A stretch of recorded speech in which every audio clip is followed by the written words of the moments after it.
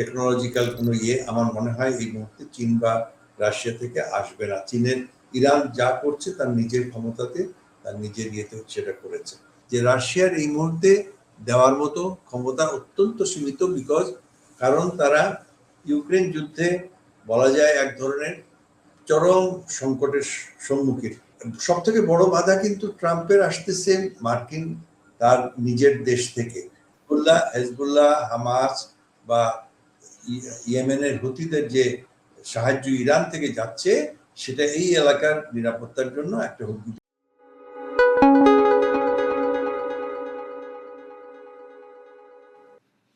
চর্চা সংলাপে ইরান যুক্তরাষ্ট্র যুদ্ধের সর্বশেষ পরিস্থিতি বিশ্লেষণ করব। আজকের অতিথি আন্তর্জাতিক নিরাপত্তা বিশ্লেষক অবসরপ্রাপ্ত এয়ার কমোডোর ইশফাক ইলাহি চৌধুরী।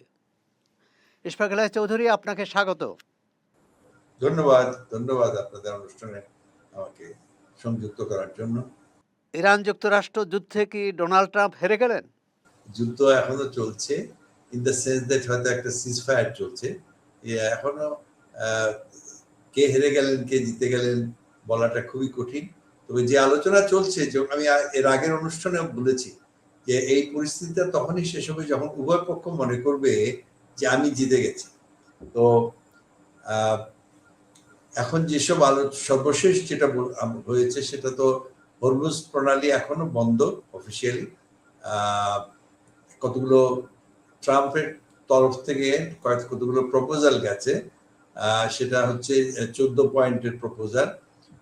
সেটা যদি ইরান না মানে বা কতটুকু মানে সেটার উপরে আলোচনা চলবে। এবং আপাতত তো কোনো ধরনের অফেন্সিভ অ্যাক্টিভিটি হচ্ছে না, ইন দ্য সেন্স দ্যাট কোনো পক্ষ এখন যুদ্ধাবস্থায় আছে, উভয় পক্ষ যুদ্ধাবস্থায় আছে, কিন্তু যেটাকে বলি আমরা যে শুটিং ওয়ার হচ্ছে না। যেসব এখন পর্যন্ত যা জানা গেছে, এগুলো কিন্তু অফিসিয়াল নয়, এখন পর্যন্ত যা জানা গেছে সেটা মার্কিন যুক্তরাষ্ট্র থেকে 14টা দফা আপনার পয়েন্ট পাঠানো হয়েছে থ্রু প্রবাবলি পাকিস্তানিদের থ্রুতে, পাকিস্তানি এমিসারির থ্রুতে ইরানি সরকারের কাছে, প্রতিনিধির কাছে। যার মধ্যে ইম্পর্টেন্ট হচ্ছে যে আপনার যে হাইলি এনরিচড ইউরেনিয়াম, যে 60% ইউরেনিয়াম যেটা আছে, যে প্রায় 450 কিলোগ্রামের মতো কি 500 কিলোগ্রাম, সেগুলো হ্যান্ড ওভার করতে হবে এবং সেগুলো মার্কিন যুক্তরাষ্ট্রের কাছে হ্যান্ড ওভার করতে হবে। এবং যেসব ভবিষ্যতে অন্তত 20 বছরের জন্য বা কমসে কম 15 বছরের জন্য ইরানকে কোনো ধরনের নিউক্লিয়ার এনরিচমেন্ট করতে দেওয়া যাবে না, এবং সেভাবে তারা প্রতিশ্রুতিবদ্ধ হবে। এবং কোনো ধরনের তারা ইতিমধ্যে তো এনপিটিতে তারা স্বাক্ষর করেছে যে নিউক্লিয়ার নন প্রলিফারেশন ট্রিটি, তা সত্ত্বেও তাদেরকে ডিক্লেয়ার করতে হবে যে তারা কোন ধরনের আণবিক অস্ত্র তৈরির প্রচেষ্টা নিবে না। এবং যেসব জায়গায় মার্কিন এটাও বলেছেন যে যেসব আপনার ইস্পাহান বা নাতানজ, যেসব জায়গায় আণবিক প্রক্রিয়াজাতকরণ কেন্দ্রগুলো যেগুলো বিধ্বস্ত হয়েছে, সেগুলোকে নতুনভাবে রিপেয়ার করে আবার চালু করার কোনো প্রচেষ্টা ইরান গ্রহণ করবে না। এবং সেই সঙ্গে হরমুজ প্রণালীকে যুদ্ধের পূর্বাবস্থায় ফিরে যেতে হবে, অর্থাৎ এটাকে আন্তর্জাতিক জলসীমা হিসাবে গণ্য করতে হবে। ততদিন যদি সেটা না হয়, তাহলে ট্রাম্প ঘোষণা দিয়েছেন যে তারা আবার যুদ্ধাবস্থায় ফিরে যাবে। তো ইরান তো বলেছে যে আগে হরমুজ এবং মার্কিন অবরোধ যে কর্মসূচি নিয়েছে সেটার সমাধানটা আগে হতে হবে, এরপর হচ্ছে ইউরেনিয়াম প্রশ্ন। এক্স্যাক্টলি, ইউরেনিয়াম যেসব এই ধরনের ইয়েতে যেগুলো উনি দিয়েছেন, সেগুলো স্বাভাবিকভাবেই ইরানের পক্ষে গ্রহণ করা সম্ভব নয়। ইরান বলেছে যে এই হরমুজ প্রণালীতে আগের অবস্থায় ফিরে যাওয়ার মতো নয়, এখানে ইরানের সভরেনিটি থাকবে, সার্বভৌমত্ব বজায় থাকবে, এবং সেই সব জাহাজ যাকে ইরান পারমিশন দিবে, অনুমতি দিবে, সেই সব জাহাজ চলাচল করবে। এবং তারা তাদেরকে একটা টোল দিয়ে, একটা চাঁদা দিয়ে যেতে হবে, ট্যাক্স দিয়ে যেতে হবে। তো সেটাও আবার মার্কিন যুক্তরাষ্ট্র স্বাভাবিকভাবে এটা মানবে না, কারণ মার্কিন আপনারা জানেন যে কাতার এবং বাহরাইন এখানে বড় বড় মার্কিন ঘাঁটি আছে, নৌঘাঁটিও আছে, এবং সেখানে রেগুলার তার যুদ্ধ জাহাজ যাবে আসবে। তো সুতরাং এখানে ইরানের কন্ট্রোল কোনোভাবেই তারা স্বীকার করে নিবে না। এটা একটা পয়েন্ট, মানে ক্ল্যাশ করছে। আর ইউরেনিয়াম, তারা তো প্রথম থেকেই বলে আসছে যে আমরা আণবিক, ইরান বলে আসছে যে আমরা আণবিক অস্ত্র তৈরি করব না, এ ব্যাপারে আমরা চুক্তিবদ্ধ, কিন্তু যেসব ইউরেনিয়াম আমাদের কাছে আছে এগুলো আমরা কারো কাছে হ্যান্ড ওভার করব না। ডোনাল্ড ট্রাম্প ঘোষণা করেছিলেন যে প্রজেক্ট ফ্রিডম, এই কর্মসূচির অধীনে তারা হরমুজ খুলে দেওয়ার চেষ্টা করেছিলেন, কিন্তু যে বিমান তারা সেখানে বিমান প্রস্তুত করেছিল, কিন্তু সৌদি আরব এবং কাতার তারা এ ব্যাপারে আপত্তি করেছে যে তাদের আকাশসীমা দিয়ে এই যুদ্ধ বিমান যেতে পারবে না। এ কারণেই কি ট্রাম্প পিছু হটলেন? হতে পারে, ইন দ্য সেন্স দ্যাট সেসব ঘাঁটি তারা ব্যবহার করতে দিবে না, এটা সত্যি। কিন্তু আপনি জানেন যে তিনটা এয়ারক্রাফট ক্যারিয়ার এখন ওখানে আছে, এবং প্লাস একটা এমফিবিয়াস ক্যারিয়ার আছে, যেখান থেকে প্রায় 200-250 বিমান অপারেট করতে পারে। যদি তারা অপারেট করতে চায় তারা করতে পারবে, কিন্তু যে মেইন বাধাটা আসছে সৌদি আরবিয়া থেকে অতটুকু নয়। বাট আমরা জানি যে ইউএইর উপরে বেশ কিছু আক্রমণ হচ্ছে, ইউএইর উপরে, ইউনাইটেড আরব এমিরেট, যেটা সংযুক্ত আরব প্রজাতন্ত্র, তারা সংযুক্ত আরব এমিরেট, এবং তারা তো ডাইরেক্টলি ক্ষতিগ্রস্ত। সুতরাং সেখান থেকে একটা চাপ সৃষ্টি হতে পারে। তবে আমি জানি না যে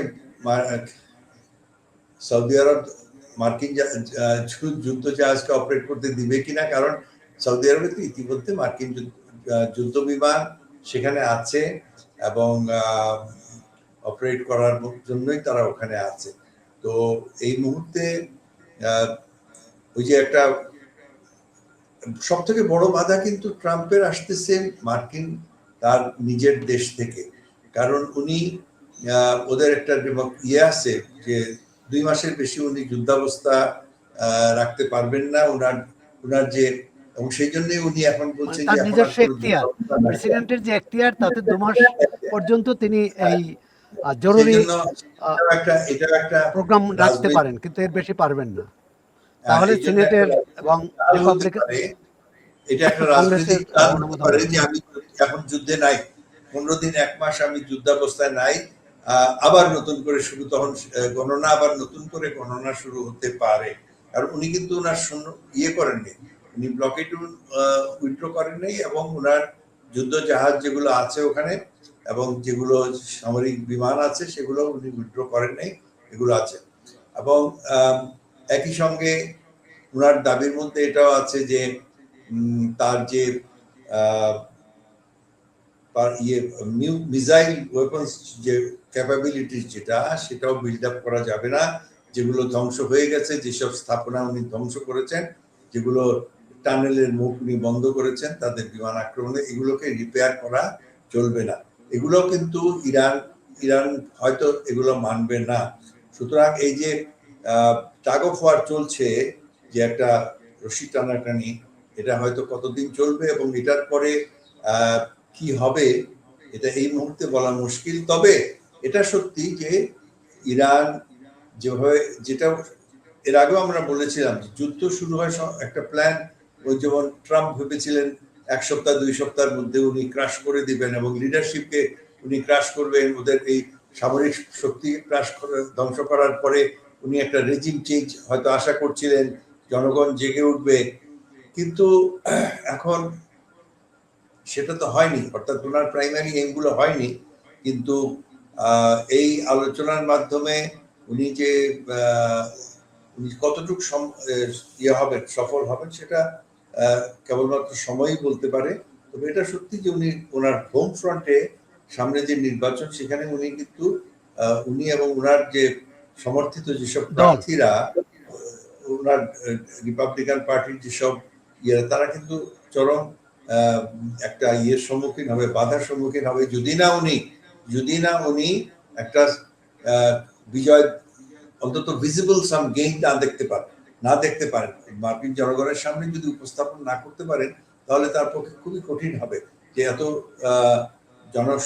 জনইয়েতে যদিও মারা যায়নি, কিন্তু আর্থিক একটা বিরাট তাদের ঘাটতি হয়েছে। আরেকটা জিনিস যেটা ইরান দেখিয়েছে, যেটা যে অ্যাসিমেট্রিক ওয়ারফেয়ার যেটা আমরা বলি, যে দুই পক্ষেরই যুদ্ধের অনেক নতুন নতুন ইনোভেশন হয়েছে, যেগুলো মার্কিন যুক্তরাষ্ট্র আগে কল্পনা করে নাই। যেমন ধরুন আপনার এই যে ড্রোনস আক্রমণ, একদম একসঙ্গে অনেক ড্রোন এসে অ্যাটাক করে এবং তাদের যে প্রতিরক্ষা ব্যবস্থাকে বিপর্যস্ত করে দিয়েছে অনেক জায়গায়, অনেক ক্ষেত্রে। তো সেগুলো একটা নতুন চমক সৃষ্টি হয়েছে, যেটার জন্য হয়তো মার্কিন সামরিক বাহিনী বা এমনকি অনেক উন্নত, আমরা নিজেরাও কোনোদিন এগুলো ভাবিনি। তো এতে ইরানের যে রেজিলিয়েন্স, যেটা ইরানের যে ক্ষয়ক্ষতি সত্ত্বেও যে যুদ্ধ বা চালিয়ে যাওয়ার যে ক্ষমতা, যুদ্ধ বা প্রতিরোধ করে চালিয়ে যাওয়ার ক্ষমতা, সেটা হয়েছে। ইরানের পররাষ্ট্রমন্ত্রী মস্কো সফরের পর বেজিং সফর করলেন, মানে এবং মস্কো তো তার পাশে থাকার কথা বলেছেন এবং এমন কথাও বলেছেন যে আমরা অস্ত্রের চেয়েও বেশি দিয়েছি। চীনের কাছ থেকেও নিশ্চয়ই এরকম কোনো আশ্বাস পাবেন যেটা তার শক্তিকে বাড়াবে। আর এখানে আপনাকে প্রশ্ন করতে চাই যে যুদ্ধের আগে ইরান তো এক ধরনের প্রায় বিচ্ছিন্ন রাষ্ট্র ছিল, তার মিত্র দেশ খুবই কম ছিল। এই যুদ্ধের পর ইরানের মিত্র বাড়ল এবং যুক্তরাষ্ট্রের মিত্র কমে গেল, এটা কি আপনি একমত? এটা সত্যি যে ইরান তার শক্তিমত্তা দেখিয়েছে। ইরানের বিশেষ করে রেজিম, যেটা উনার প্রথম একটা ছিল যে রেজিম চেঞ্জ করবেন, এবং প্রথম ধাক্কাতেই উনি ইমাম খামেনিকে হত্যা করলেন। তার ছেলেও আমার মনে হয় খুবই প্লাস প্রায় ডজন খানেক কমান্ডার্স তারা মারা গেল, একের পর এক মারা গেল। আইআরজিসি কমান্ডার মারা গেল, ইন্টেলিজেন্সের চিফ মারা গেল।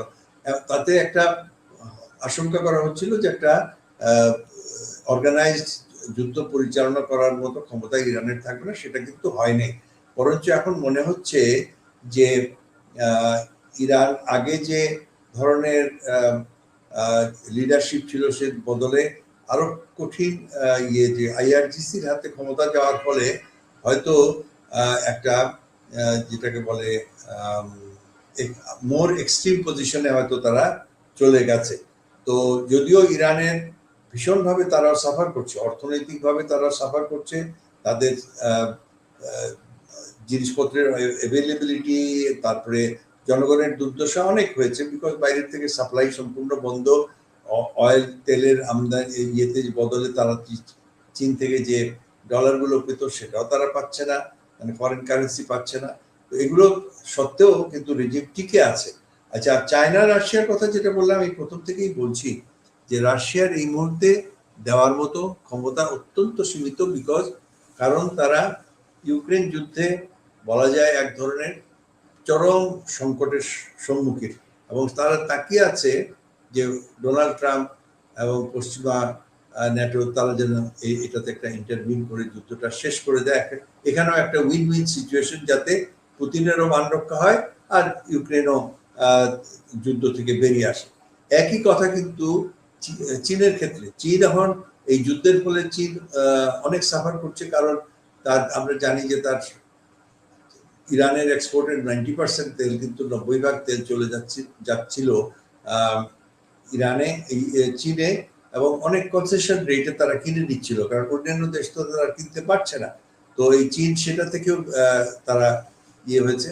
তো আগামী এই মাসেই বোধহয় ট্রাম্প যে চীনে সফর করবেন, সেটাকে স্মুদেনিং এর জন্য বোধহয় এই যে যুদ্ধবিরতি মানে চলবে যতক্ষণ পর্যন্ত না ট্রাম্প চীন সফর শেষ করেন। এবং সেখানে উনি চাইবেন যে তার ব্যবসা বাণিজ্যের যেসব ডিল আছে চীনের সাথে, বিলিয়ন ডলার ডিল, সেগুলোর সঙ্গে এই ইরানের ব্যাপারেও একটা চীনের থেকে চীন কি রোল প্লে করতে পারে। তবে আমরা যেটা প্রথমে বলেছিলাম যে ভীষণ বড় ধরনের সামরিক সহায়তা, টেকনোলজিক্যাল কোনো আমার মনে হয় এই মুহূর্তে চীন বা রাশিয়া থেকে আসবে না। চীনের ইরান যা করছে তার নিজের ক্ষমতাতে, তার নিজের ইয়েতে সেটা করেছে। ডোনাল্ড ট্রাম্প বলেছেন যে শিগগিরই যুদ্ধের অবসান ঘটবে, অর্থাৎ চুক্তি হবে। আপনি নিরাপত্তা বিশ্লেষক হিসাবে কি মনে করেন কবে নাগাদ এই দুই পক্ষ চূড়ান্ত সমঝোতায় আসতে পারে? কারণ ইতিমধ্যে কিন্তু ১৬০০ জাহাজ হরমুজ প্রণালীর দুই পাশে আটকা পড়ে আছে, অর্থাৎ তারা যেতেও পারছে না, আসতেও পারছে না। মানে এই অচলাবস্থার শেষ হবে কবে, কিভাবে কাটবে? এটা তো সারা বিশ্ব সাফার করছে, বাংলাদেশ সহ। আমরা তো কিন্তু খোদ মার্কিন যুক্তরাষ্ট্র অত সাফার করছে না, কারণ তারা এই তেলের উপরে নির্ভরশীল নয়, এটাই সত্যি। এখন যেটা আপনি বললাম মাসখানেকের মধ্যে এটা হবে, যে যদি আমরা সবাই চাইবো যে একটা মধ্যাবস্থায় আসে, যাতে ট্রাম্পও তার মুখ রক্ষা হয় এবং ইরানও তার ইরান স্বাধীনতা, যে সার্বভৌমত্বের উপরে যে আঘাত এসেছে সেটা ফিরে পায়। তবে হরমুজ প্রণালী নিয়ে যে উনি যে ইরান উভয় পক্ষকেই ছাড় দিতে হবে। হরমুজ প্রণালী একটা আন্তর্জাতিক স্বীকৃত জাতিসংঘের আনক্লস অনুযায়ী একটা আন্তর্জাতিক স্বীকৃত প্রণালী। এখানে ইরানের যে সার্বভৌমত্ব, এটা যে নতুন করে দাবি, এটা তো 28শে ফেব্রুয়ারির আগে ছিল না। এখন নতুন করে এটা মার্কিন যুক্তরাষ্ট্র কেন কোন সরকারই এটা সমর্থন করবে না, পশ্চিমা শক্তি এটা সমর্থন করবে না, কেউই সমর্থন করবে না।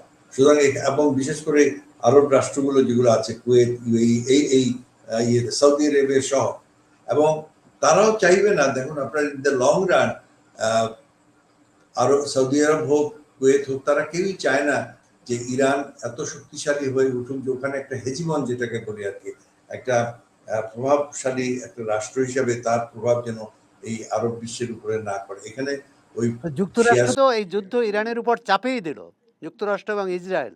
আর সেক্ষেত্রে যুক্তরাষ্ট্রে ইরানের তো ক্ষতিপূরণ পাওয়ার অধিকার আছে, এবং তাদের যে সম্পদ জব্দ করেছে সেটা ফেরত দেওয়ার কথা বলেছে। এই ব্যাপারে আপনার মত কি, অভিমত কি? ওই তো ছেড়ে দিবে, তারা বলেছে আমরা সব ছেড়ে দিব, প্রোভাইডেড ওই শর্তগুলো তারা মেনে নেয়। ট্রাম্পের যে 10 দফা 14 দফা যে প্ল্যান আছে, সেখানে আছে যে আমরা তাদের সমস্ত অস্ত্র ছেড়ে, যেসব জব্দকৃত সম্পদ ছেড়ে দিব, তাদের রেস্ট্রিকশনস গুলো উঠিয়ে দিব, তাদের বিশ্বের সাথে ব্যবসা বাণিজ্য পশ্চিমা বিশ্বের সাথে, আমাদের অন্যান্যদের সাথে সেগুলো হবে। তবে তবে ওই যেগুলো 3-4টা মূল পয়েন্ট, যে নিউক্লিয়ার যে ইয়েগুলো আছে সেগুলো হ্যান্ড ওভার করতে হবে। নিউক্লিয়ার যেসব প্ল্যান্ট অলরেডি ধ্বংস হয়েছে সেগুলোকে চালু করা যাবে না, নিউক্লিয়ার কোনো রিসার্চ করা যাবে না, এই পয়েন্টগুলো, এবং হরমুজ প্রণালী সবার জন্য খুলে দিতে হবে, এবং এখানে কোনো ধরনের টোল নেওয়া যাবে না। এই শর্তগুলো এত কনফ্লিক্টিং, এর মাঝামাঝি একটা অবস্থায় আসতে গেলে উভয় পক্ষকেই ছাড় দিতে হবে, এবং সেখানে মানে এই মুহূর্তে বলা কঠিন যে কতদূর কে ছাড় দিতে প্রস্তুত, কতদূর ছাড় দিতে কে প্রস্তুত। তবে বিশ্ব শান্তির জন্য ভবিষ্যতে আক্রমণ হবে না এই নিশ্চয়তা ইরান চাইবে বা চেয়েছে। হ্যাঁ, যদি এগুলো মেনে নেয়। আসলে তো এখানে তো কোনো বিবাদের কিছু নাই, যেটা আমি বারবার বলেছি, যে কোনো সীমান্ত বিরোধ নাই, কোনো ইরানের সাথে নাই। হ্যাঁ, স্বাভাবিক হতে পারে, প্রোভাইডেড ওই যে নিউক্লিয়ার। এখন আপনি বলতে পারেন ইরান বারবার বলছে আমরা তো চুক্তি স্বাক্ষর করেছি, আমরা কোনোদিন নিউক্লিয়ার ওয়েপন্স নিব না। কিন্তু প্রশ্ন হচ্ছে যে নিউক্লিয়ার, ওদের কথা হচ্ছে এদের সাইড থেকে, আমি আমার নিজের কথা বলছি না, এদের আর্গুমেন্ট হচ্ছে যদি নিউক্লিয়ার ওয়েপন তুমি না করবা, তাহলে নিউক্লিয়ার এই ইউরেনিয়াম এনরিচমেন্টের প্রয়োজন কি ছিল, এবং এই এনরিচমেন্ট তাহলে তোমার দরকার নেই। যেমন ধরুন ওখানে একটা বুশায়ার নিউক্লিয়ার প্লান্ট আছে, আমাদের যেমন রূপপুর আছে, ওখানে ওদের বুশায়ার প্ল্যান্ট, এবং সেটাও রাশিয়ানরা বানিয়েছে। এরকম তুমি আরো প্ল্যান্ট করতে পারো। নিউক্লিয়ার প্ল্যান্ট তোমার একটা কেন 4টা 5টা করতে। নিউক্লিয়ার প্ল্যান্ট করা এক জিনিস, আর নিউক্লিয়ার ফিউল থেকে এনরিচমেন্ট করা আরেক জিনিস। সেটা সেটা কেবলমাত্র যুদ্ধাস্ত্র তৈরির ক্ষেত্রে ব্যবহৃত হতে পারে। সুতরাং সেটা বানানো, স্টোর করা, রেখে দেওয়া, এগুলো সন্দেহজনক। এগুলো that's what they are saying, মানে ট্রাম্পের কথা হচ্ছে সেটা। আচ্ছা, আরেকটা জিনিস ইসরায়েলের কথা তুললেনই যখন, তো ওই শর্তে একই জিনিস আছে যে, যেটা ইসরায়েল, শুধু ইসরায়েল কেন, আরবের সৌদি আরব বা আরো দু চারটা দেশ, জর্ডান টর্ডান, তারাও মনে করে হেজবুল্লাহ, হামাস বা ইয়েমেনের হুতিদের যে সাহায্য ইরান থেকে যাচ্ছে, সেটা এই এলাকার নিরাপত্তার জন্য একটা হুমকি। বিশেষ করে ধরেন আপনার ইয়েমেনের হুতির সাথে তো সৌদিদের রীতিমতো যুদ্ধ চলছে, এবং সেই হুতিদের অস্ত্র সরবরাহ, তাদের ফাইন্যান্সিয়াল, এগুলো একমাত্র করছে ইরান। একইভাবে হিজবুল্লাহ যদিও লেবাননের, কিন্তু দে আর অ্যাটাকিং ইসরায়েল, এবং তাদের পিছনেও ইরান আছে। সুতরাং এগুলোও কিন্তু একটা টার্মস, যেগুলোকে আপনি সাপ্লাই, এগুলোকে বন্ধ করতে হবে। তো এগুলো সবকিছু নিয়ে যুক্তরাষ্ট্র তার নিরাপত্তার জন্য ইরানকে ইউরেনিয়াম এনরিচমেন্ট করতে বা কর্মসূচি বন্ধ করতে বাধ্য করবে। ইসরায়েল হামলা করবে, লেবাননে বিমান হামলা চালাবে। আর ইরান তার নিরাপত্তার জন্য তো তার সমর্থক গোষ্ঠী রাখতেই পারে। সেটা ইরান বলছে যে প্রক্সি ওয়ার সে যদি চালিয়ে যায়, তাহলে তো মানে শান্তি আলোচনা আগাবে না। শান্তি আলোচনা করতে গেলে দুই পক্ষকেই ছাড় দিতে হবে, এবং কে, যেটা আগেও আমরা বলেছিলাম, যে কে আগে টায়ার্ড হয়ে যায়, কে এখানে ইরান এখন তো মনে হচ্ছে ডোনাল্ড ট্রাম্পই টায়ার্ড হয়ে যায়, তিনি ক্লান্ত হয়ে গেছেন। কারণ উনি তো চেয়েছিলেন 2 সপ্তাহের মধ্যে, সেটা প্রায় 2 মাস হয়ে গেল। এমনও হতে পারে উনি যদি মনে করেন যে ওনার নির্বাচনে বাধা সৃষ্টি হচ্ছে, উনি হয়তো রণে ভঙ্গ দিতে পারেন, এবং রণে ভঙ্গ দিলে উনি তো আর ভবিষ্যতে নির্বাচিত হবেন না, কিন্তু ওনার দলের জন্য ক্ষতি হতে পারে, মার্কিন ইন্টারেস্টেও সেখানে বাধা করতে পারে। তবে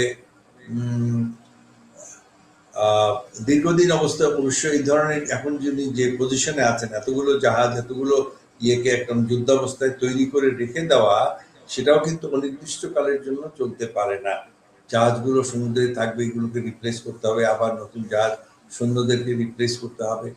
আর আরেকটা জিনিস আমি বলি, যে ইরান কিন্তু একটা রেজিলিয়েন্স দেখিয়েছে ইরানি রাষ্ট্র হিসাবে। কারণ এটাও ডোনাল্ড ট্রাম্প ভেবেছিলেন যে ওখানে একটা বিদ্রোহ হবে, ওখানে কুর্দিশরা জেগে উঠবে, আজারবাইজানেরা জেগে উঠবে, বেলুচিসরা জেগে উঠবে, যারা অ্যাকচুয়ালি তেহরানের শাসনের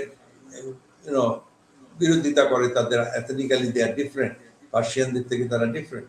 কিন্তু সেটাও হয় নাই। হয়তো এই যে ওদের যে আভ্যন্তরীণ যে নিরাপত্তা ব্যবস্থা, সেটা অত্যন্ত শক্তিশালী প্রমাণ হয়েছে। তো